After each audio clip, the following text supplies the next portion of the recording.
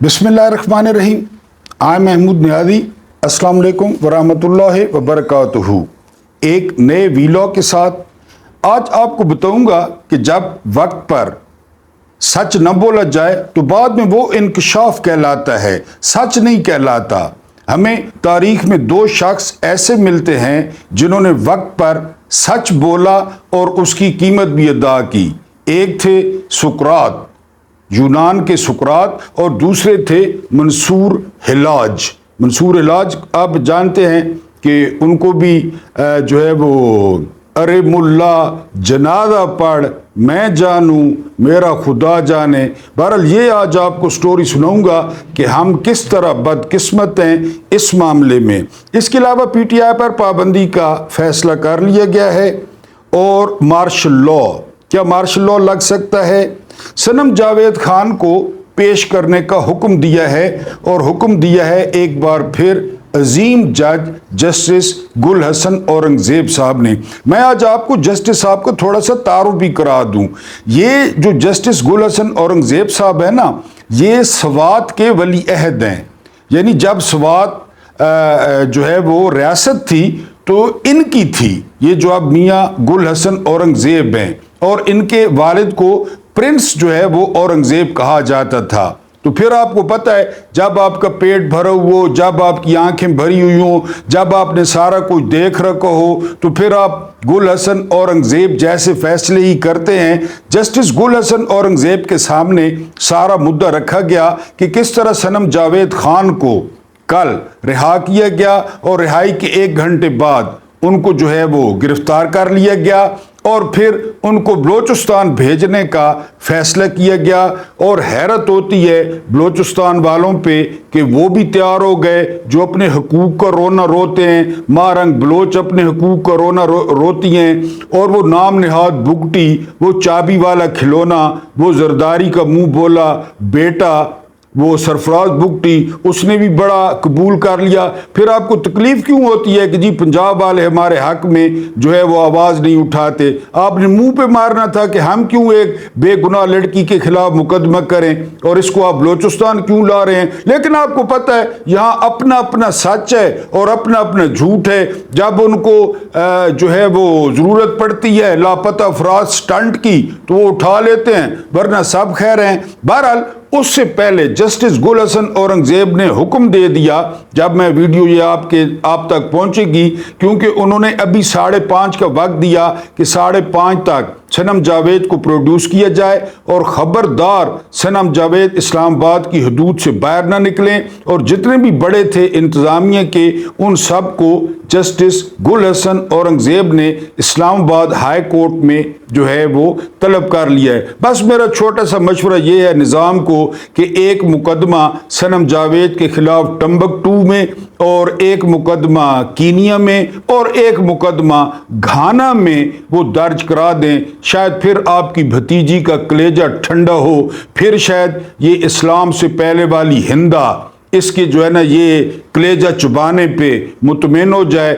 बहरहाल ये अजीब चलन इस रियासत का देखा है कि जहाँ पे ये बदले की आग और ये इंतकाम, ये यकीन करें इतनी उम्र हो गई पाकिस्तान जैसे बोसीदा मुआशरे में भी नहीं देखा था। लेकिन जो गुल ये टिक टाकर खिला रही है ये इनको बहरहाल किसी वक्त बहुत महंगे पड़ेंगे। मैं ये नहीं कहता कि इमरान खान की हुकूमत आ जाएगी तो इनको महंगे पड़ेंगे या किसी और की, नहीं। एक और ज़ात है जिसको हम बिल्कुल ही लिफ्ट नहीं कराते, परिंदे उसको बड़ा लिफ्ट कराते हैं। जब परिंदे सुबह सवेरे निकल पड़ते हैं ना चूं चूं करते, वो उस पे बड़ा एतबार रखते हैं, यकीन रखते हैं। वो खाली हाथ निकलते हैं, ना बंदूकें, न काश्तकारी के जो है ना वो आलात, कुछ भी नहीं निकलते हैं और शाम को पेट भर के आ जाते हैं। मैं उस ज़ात की बात कर रहा हूं कि वो ज़ात अभी उस दिनों ब्रिगेडियर इम्तियाज बिल्ला, भागड़ बिल्ला, उसकी वीडियो चल रही थी। लेकिन ये लोग सबक हासिल नहीं करते तो इंशाअल्लाह ताला हमारी जिंदगियां देखेंगी कि इनका और उस हिंदा का क्या अंजाम होता है। बहरहाल जस्टिस गुल हसन औरंगजेब साहब ने 5:30 तक सनम जावेद को प्रोड्यूस करने का हुक्म दे दिया है। एक बहुत ज़बरदस्त सहाफ़ी हैं, सीनियर सहाफ़ी हैं, हक की बात करते हैं, मैं नाम नहीं लेना चाहूँगा। उन्होंने खदशा ज़ाहिर किया है मार्शल लॉ का कि मार्शल लॉ मुल्क में लग सकता है, लग जाए हमारी सेहत पे क्या असर पड़ेगा। मार्शल लॉ लग जाएगा तो इस मुल्क में दूध और शहद की नहरें बहेंगी। 58 में नहीं लगा, उसके बाद 71 में नहीं लगा, उसके बाद ज़िया ने नहीं लगाया, पता नहीं 79 था, उसके बाद मुशर्रफ ने नहीं लगाया, जो है ना वो बाजवा ने गुल नहीं खिलाए। अभी क्या है, अभी गैर एलानिया, फिर एलानिया लगा दें, हमें क्या फ़र्क पड़ता है। अपनी मजदूरी करनी है, अपना चूल्हा जलाना है, अपनी बिजली के बिल देने हैं, अपने गैस के बिल देने हैं। हाँ, यहाँ पे कोई नया ख़ानदान पैदा हो जाएगा, यानी अयूब खान ने भुट्टो को आगे लाए, ज़िया साहब जो है वो इनको लाहौरियों को आगे ले आए और मुशर्रफ चौधरियों को आगे ले आए, तो ये अराइयों को या भट्टों को इनका भी कोई खानदान, बल्कि नकवी आ जाएंगे, नकवियों को ले आए, तो क्या फ़र्क पड़ता है कौम को कि मार्शल लॉ लगा देंगे, लगा दे मार्शल लॉ। यानी जब आप हर महाज पे आपको शिकस्त हो रही है, आप हर महाज पे जो है ना वो शिकस्त खा रहे हैं, और शिकस्त किसी और के हाथ नहीं खा रहे, शिकस्त आप पाकिस्तान के लोगों से खा रहे हैं। यहाँ न कोई आर्मी चीफ बड़ा है, यहाँ न कोई वजीर आजम बड़ा है, यहाँ न पे कोई सदर बड़ा है, यहाँ पे अगर कोई बड़ा है तो वो पाकिस्तान का आम आदमी है, पाकिस्तान की अवाम है। ये मुल्क उनका है, ये मुल्क उनके लिए बनाया गया था, और बड़ों ने कहा था कि हम उन आम लोगों के लिए एक तजर्बागाह बना रहे हैं ताकि वो हिंदुओं के जुल्म और सितम से बचें। उनका ये मकसद नहीं था कि कभी खाकियों के हाथों और कभी वास्कटों के हाथों और कभी टाई कोटों के हाथों इन पर रंदा फेरा जाए। मार्शल लॉ लगाना है जी, सत बिस्मिल्लाह, कल लगाना है, आज लगाएं, आज लगाना है, अभी लगाएं, ताकि आपको भी आटे और दाल के भाव को पता चले कि ये क्या होता है। बहरहाल एक सहाफ़ी की खबर आपसे शेयर की है। उसके बाद हम छोटे होते थे ना, मैं क्रिकेट बड़े शौक से खेलता था, आप लोग भी खेलते होंगे, तो हमारा ज़्यादातर रोला होता था कि जी जब हम देखते थे ना मैच फंस गया है या कोई सूरत नहीं है यानी मैच जीतने की, तो हम कोई ना कोई रोला खड़ा कर देते। अंपायर ने जी गलत वाइट बॉल दी है, या अंपायर ने गलत नो बॉल दी है, या ये 2 रन नहीं है 1 रन है, या ये जो कैच हुआ है कैच बाउंड्री के बाहर हुआ है। ज़ाहिर बाउंड्रियां बरा नाम होती थी, मतलब ये होता था कि किसी न किसी तरीके से खच मचे, खच आप समझते होंगे, यानी रोला पड़े, और उस रोले गोले में चलो जी चलो चलो। ज्यादातर ये होता था कि मैच खत्म, विकेट पट्टो, या दूसरा ये होता था कि दोबारा शुरू करो, यानी ये होता था। आपको भी तजर्बा होगा। अब हुकूमत ने आज प्रेस कॉन्फ्रेंस की है, सुना है मरी में फैसला हुआ है, वो जो डॉक्टर जास्मीन राशिद से बुरी तरीके से पिटा है, हारा है नवाज शरीफ, उसकी क़यादत में जो है वो फैसला हुआ है कि बिल आखिर पीटीआई पर पाबंदी लगा दी जाए। लगा दें पाबंदी, करें शौक पूरा, ये भी पूरा कर दें, लेकिन उसके साथ साथ पीटीआई पर जब आप पाबंदी का नोटिस जारी करें, नोटिफिकेशन जारी करें, तो आपने सुप्रीम कोर्ट पर लाजमी पाबंदी लगानी है, क्योंकि सुप्रीम कोर्ट की अभी कलम की रोशनाई या स्याही भी खुश्क नहीं हुई जब सुप्रीम कोर्ट ने लिखा कि पीटीआई एक सियासी जमात थी, पीटीआई एक सियासी जमात है, और पीटीआई एक सियासी जमात रहेगी। अब आपके जो अबू जी हैं और सरप्रस्त आला हैं खाकी फायज ईसा, उनके हाथ में गेम नहीं रही, वो अपना खून चाटते फिर रहे हैं, अपने जख्म चाटते फिर रहे हैं। जो कुछ उनके साथ जूनियर जजेस ने किया है, ये आप पाबंदी लगाएंगे तो ये जाएगी सुप्रीम कोर्ट के अंदर, रेफरेंस जाएगा और सुप्रीम कोर्ट इस पर फैसला करेगी। मेरी दरख्वास्त ये है, और मशवरा भी है, मुफ्त है, ज़ाहिर है मैं मुफ्त मशवरे देता हूं, वो ये कि उधर नोटिफिकेशन निकालें पीटीआई पर पाबंदी का, और उधर आप नोटिफिकेशन निकालें सुप्रीम कोर्ट पर पाबंदी का, और अपनी इत्तेफाक फाउंड्री से एक बड़ा सा ताला खरीदें, वो जाके सुप्रीम कोर्ट को लगाएं, या इत्तेफाक फाउंड्री से कोई वेल्डर ले जाएं, ताले को भी छोड़ें, सुप्रीम कोर्ट के दरवाजों को वेल्डिंग लगा दें, वेल्डिंग कर दें, ताकि कोई जज जो है वो आकर अदालत में न बैठ सके। اب بتایا یہ جا رہا ہے کہ جی یہ انہوں نے وہ ان کا جو پہلے دن سے رونا تھا فورن فنڈنگ، کہ ان کو فورن فنڈنگ ہوئی ہے، بہرحال ٹھیک ہے آپ چلائیں، پابندی لگائیں، ہم آپ سے اتفاق کرتے ہیں۔ اس کے علاوہ یہ ملک دشمن پارٹی ہے، میں آپ کے سامنے بیٹھا ہوں، میں ان کا سپورٹر ہوں، آپ دیکھیں میں کتنا ملک دشمن ہوں، میں نے کہاں پہ جو ہے نا وہ دھماکے کیے ہوں گے، اور میں کتنا خطرناک آدمی ہوں، شکل ویسی بھی میری خطرناک ہے، تو یہ ملک دشمن ہے جی، ٹھیک ہے وہ بھی مان لیتے ہیں۔ اس کے علاوہ 9 مئی کہ وہ جو ڈرامہ چلا تھا وہ 3-4 قسطوں میں بڑا مزیدار ڈرامہ تھا، ایکشن سے بھرپور، ہم چھوٹے ہوتے تھے نا ہم وہ ڈرامہ پسند کرتے تھے جس میں بندوقیں نظر آتی تھیں، جس میں لڑائیاں ہوتی تھیں، یہ یعنی شاید آپ بھی اسی طرح ایکشن جسے آج کل کہتے ہیں، تو وہ ایکشن سے بھرپور ڈرامہ جو 9 مئی کو رچایا گیا کہ یہ اس میں ملوث ہیں، اور اس کے علاوہ یہ ملک دشمن ہیں، تو یہ باتیں سامنے رکھ کے وہ پی ٹی آئی پر پابندی لگنے جا رہی ہے۔ ٹھیک ہے جی بالکل لگائیں، لیکن اصل بات آپ کو بتا چکا ہوں، ہر محاذ پہ شکست کھا چکے ہیں، ہر محاذ پہ ہار چکے ہیں، اب کوئی ان کو صورت نظر نہیں آ رہی۔ ایک اور بات آپ کو بتاتا چلوں کہ اب یہ سیاسی شہید بننے کے چکر میں قوم کو جہاں پہ انہوں نے لا کے کھڑا کر دیا ہے، ملک کو جہاں پہ انہوں نے لا کے کھڑا کر دیا ہے، کل بجلی انہوں نے پھر بڑھا دی ہے، پوری دنیا ان پہ تھو تھو کر رہی ہے، پوری دنیا ان کو پیسے دینے کے لیے تیار نہیں۔ کدھر گیا وہ محمد بن سلمان کا دورہ، اور کدھر گئے وہ چین کے 10 ارب ڈالر کی سرمایہ کاری اور فلاں سرمایہ کاری، اور وہ FCIC کی پتہ نہیں کیا SIFC کدھر گئی وہ کہ 10 ارب ڈالر ادھر سے آئیں گے، 50 ارب ڈالر ادھر سے آئیں گے، 90 ارب ڈالر۔ دنیا کو کیا، دنیا کے پاس اور تھوڑے کام ہیں؟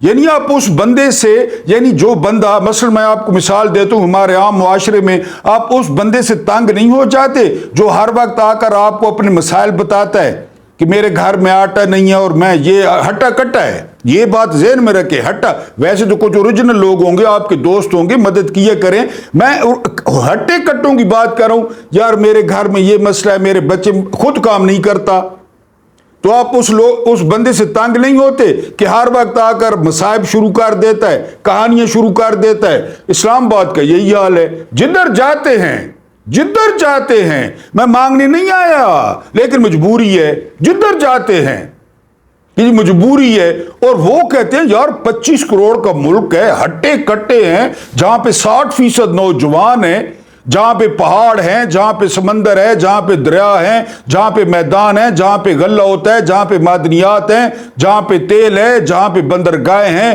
ہر چیز ہے، ہر وقت مانگتے ہیں، ہر وقت مانگنا، ہر کسی سے مانگنا، ہر چیز مانگنا، ہر جگہ مانگنا، یہ ان کا منشور ہے، مانگنا اور پھر 74 ارب روپے روز کے اڑانا، خرچے کرنا۔ لوگوں کو پتہ ہے کہ ان کو کتنی جو ہے نا وہ اپنے عام بندوں سے محبت ہے، یہ تکلیف ہے، لوگوں کو پتہ ہے اچھی طرح، تو ملک ان سے چل نہیں رہا، معیشت ان سے چل نہیں رہی، کوئی ان کو صورت نظر نہیں آ رہی۔ وہ یاسمین راشد سے ہارا ہوا ڈیٹ، یاسمین راشد سے وہ ڈیٹ ہارا ہوا وہ لیڈر بنا پھرتا ہے، کبھی مری کے بل میں گھس جاتا ہے، کبھی جاتی امراء کے بل میں گھس جاتا ہے۔ اب وہ چکر میں ہے کہ نیا چکر کیا چلائیں، نیا چکر آرمی پہ بات کرتے ہیں تو وہ ٹھوک دیں گے، الٹا لٹکا دیں گے جو لائے ہیں۔ ہاں جج، ان کو بار بار جج ملتے ہیں، اب ان کے جی عورتوں کا وہ مخصوص نشستوں کا فیصلہ، اب جی وہ فرمایا ڈھیٹ صاحب نے، وہ کلچ پلیٹوں والی سرکار نے کہ پہلے میں نے عدل کی مہم چلائی تھی، عدلیہ کی مہم چلائی تھی، اب عدل کی مہم چلاؤں گا۔ وہ مہم بھی پلانٹڈ تھی، اس میں بھی تمہاری 2 نمبری تھی، اس کے پیچھے بھی امریکہ تھا، امریکہ مشرف کو فارغ کرنا چاہتا تھا، اس کے پیچھے بھی اشفاق پرویز کیانی تھا، تم 2 نمبر تھے، تم لوگوں کو ٹھگ رہے تھے، وہ کان دجال کی، افتخار چودھری کی، بعد میں جن سے آپ لوگوں نے فائدے اٹھوائے، جن سے آپ لوگوں نے جج لگوائے، جن سے آپ لوگوں نے قاضی فائد عیسیٰ لگوایا آج کے دن کے لیے، تو وہ بھی پلانٹڈ تھی، اس میں بھی آپ کو کوئی کردار، اس میں بھی آپ کی 2 نمبری تھی، جس طرح ہر کام میں آپ کی 2 نمبری ہوتی ہے۔ میاں صاحب کا مسئلہ یہ ہے کہ میں جو کروں اس ملک میں، جو کروں مجھے کوئی نہ پوچھے، جو کروں وہ آتا تھا نا احمد شاہ رنگیلا، وہ آ کر دربار میں نا پھوسی کر دینا یگس دینا دربار میں، اور باقی درباری بھی ہگ جائے. یہ کہتا ہے کہ میں اسی طرح جو ہے نا شارع دستور پہ ہگاں اور میرے نال سارے شروع تھے جو نگنتے. اس کا یہ مزاج ہے یہ ڈیٹ کا، جس کو یاسمین راشد نے ہرایا ہے. تاریخ ہے، کہتا رہے سکندر سلطان راجہ مالش کرتا رہے، پوری دنیا کو پتہ ہے اس کا یاسمین راشد نے ہرایا ہے. اس سے تو 1000 گنا بہتر سعد رفیق ہے. یقین کرے نون لیگ میں غیرت ہو، سعد رفیق کو صدر بنا دے، جس نے بڑے جو ہے نا گریس کے ساتھ شکست قبول کی. اور کل پرسوں اس نے ٹویٹ کیا کہ آپ بس کر دیں، صنم جاوید کے ساتھ آپ بس کر دیں، اس کے بچے انتظار کرتے کرتے تھک گئے ہیں. یہ سعد رفیق نے ٹویٹ کیا ہے. اس تیندوے سے سعد رفیق اچھا ہے جو ڈھٹائی کے ساتھ تنخواہیں بھی لے رہا ہے، مراد بھی لے رہا ہے، پیور حرام کی. وہ جو کل پرسوں کہہ رہی تھی نا میرا مذہبی گھرانے سے تعلق ہے، وہ نیک پروین پیور حرام کی تنخواہ قومی اسمبلی کی، پیور حرام کی ہوا اے سی کی، ہارا ہوا ہے. سارے اسی طرح ہیں. وہ پاکستان کا سب سے بدبودار شخص وہ خواجہ سرا سیالکوٹ والا، وہ عورت سے ہارا ہوا ہے. اور اللہ کی پکڑ دیکھیں کہ عورتوں سے ہارے ہیں. سب سے زیادہ وہ بکواس کرتا ہے خواجہ، وہ عورت سے آ رہا ہے. ہماری ماں وہ ڈار سے، سارا امتیاز ڈار، میرا خیال ہے مجھے نام نہیں آتا، ان سے ہارا ہے. یہ یاسمین راشد سے آ رہا ہے. تو بہرحال جی آپ پی ٹی آئی پہ پابندی لگا کے یہ شوق بھی پورا کر لیں. آپ نے بڑے شوق پورے کیے ہیں، پہلے بھی آپ نے بڑے شوق پورے کیے ہیں، کیونکہ آپ احمد شاہ رنگیلا ہیں. آپ کسی بھی جگہ پہ پھوسی مار سکتے ہیں. آپ نے مشرف کے دور میں پھوسی ماری، پھوسی سمجھتے ہوں کہ گاں مان جو کرتی ہے گوبر. آپ نے مشرف کے دور میں پھوسی ماری سرور پہلے، آپ نے ابھی پھوسی ماری انگلینڈ، اور ابھی ذرا سا معاملہ خراب ہوا تو پھر پہلے سے بڑی پھوسی مار کے پھر انگلینڈ. لگائیں پابندی، ہم آپ کے ساتھ ہیں، پھر دیکھا جائے گا. میدان بھی حاضر ہے اور گھوڑا بھی حاضر ہے. اب آپ نے سننا ہے بدقسمت قوم ہماری کہانی ہے. یہ سوویت یونین کے مشہور حکمران خروشچف کا واقعہ ہے. بڑا طاقتور حکمران تھا خروشچف، اسٹالن کے بعد. جب وہ سوویت یونین کا صدر بنا تو اس نے پارلیمنٹ میں اپنے پہلے خطاب میں سابق صدر جوزف اسٹالن اور اس کی پالیسیوں پر تنقید شروع کر دی.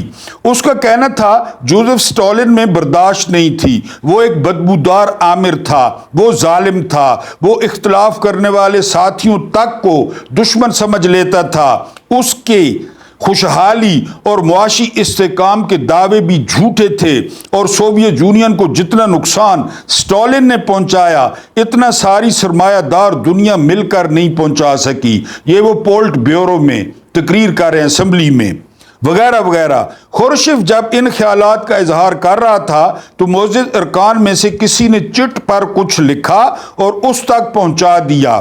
خروشچف نے ایک لمحے کے لیے رک کر چٹ پڑھی. چٹ پر لکھا تھا آپ کو اسٹالن کے قریب رہنے کا بہت موقع ملا. جب وہ سوویت یونین کو نقصان پہنچا رہا تھا تو آپ نے اس وقت اس کو کیوں نہیں روکا تھا؟ خروشچف کا چہرہ سرخ ہو گیا. اس نے وہ چٹ ایوان کی طرف لہرائی اور چلا کر کہا یہ کس گستاخ نے لکھا ہے؟ ایوان میں پن ڈراپ سائلنس ہو گئی اور تمام ارکان بغلیں جھانکنے لگے. خروشچف دوبارہ چلایا میں پوچھ رہا ہوں یہ گستاخ کون ہے؟ ایوان میں مکمل خاموشی رہی. خروشچف نے کہہ کر لگایا، چٹ پھاڑی اور پرزے ہوا میں اچھال کر بولا جب جوزف اسٹالن سوویت یونین کو نقصان پہنچا رہا تھا تو ہم بھی ایسی ہی چٹیں لکھا کرتے تھے اور خاموش رہتے تھے. اگر واقعہ سمجھ آ گیا تو بہت پیارا واقعہ ہے. چٹیں، خاموش، اپنی وزارت، اپنی پراڈو، اپنا ڈیزل، اپنا تیل. یعنی یہ جو ہے نا فوج میں کتنے لوگوں کا دل کڑتا ہوگا، لیکن اسی طرح کہ ہمارا بھی، لیکن ہم چپ. جی یہ اقتدار کی ٹریجڈی ہے. بادشاہوں کی قربت میں امام یوسف ہوں، نصیر الدین طوسی ہوں، عرفان صدیقی ہوں یا طاہر اشرفی ہوں، اختلاف رائے ہمیشہ مزاج شاہ کے تابع ہوتا ہے. اور بڑے سے بڑا عالم، یہ عرفان صدیقی پروفیسر ہے، بڑی کالم اور بڑی کتابیں، خوشامد دیکھیں، اپنا حلوہ مانڈا. बड़े से बड़ा आलिम, बड़े से बड़ा फिलोसफर, बड़े से बड़ा दानिश्वर और बड़े से बड़ा जर्नैल भी जब हल्के बगोश बादशाह हो जाता है तो फिर वो इख्तलाफ की ताकत खो बैठता है। मैं रोजाना यहां पे बढ़ के मारता हूं और वीला करता हूं, हो सकता है मुझे आज कोई छोटा मोटा, मिनिस्टर तो दूर की बात है, कोई छोटा मोटा मुझे लगा दे तहसीलदार या पटवारी तो मैं तो चुप कर जाऊंगा। तारीख यही बताती है कि जब आप बादशाह के करीब पहुंचते हैं तो हर बात खत्म। जर्नैलों को देखें, बादशाहों की सोबत में तो कलमा हक कहने के लिए भी बादशाह की इजाजत दरकार होती है। जान की मान पाऊं तो अर्ज करूं, जिस तरह मैं आर्मी चीफ से करता हूं।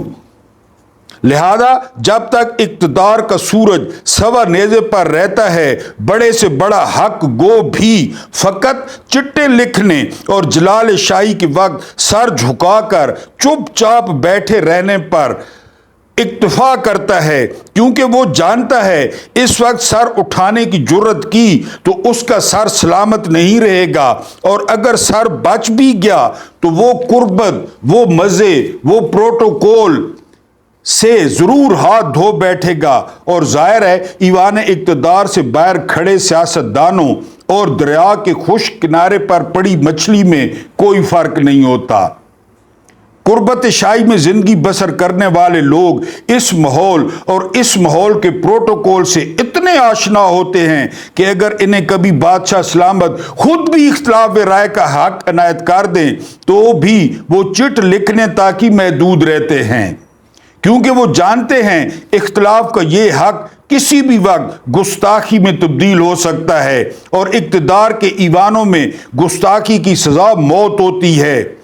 जिस्मानी या सियासी मौत। रोशन ख्याल और वसीउल कल्ब बादशाह डाकुओं के उस सरदार की तरह होते हैं। ये कहानी सुननी है जिसने डाके का एक मंसूबा बनाया, अपने साथियों के सामने रखा और आखिर में पूछा अगर किसी को एतराज हो तो वो खड़ा होकर इख्तलाफ कर ले। मैं बड़ा लिबरल सरदार हूं, मैं इख्तलाफ राय को हमेशा पसंद करता हूं। सरदार का ऐलान सुनकर एक नौजवान डाकू खड़ा हुआ और जुर्रत से बोला, ये एक बिल्कुल खाम मंसूबा है, गलत मंसूबा है, और मुझे यकीन है इस मंसूबे के आखिर में हम सब पकड़े जाएंगे।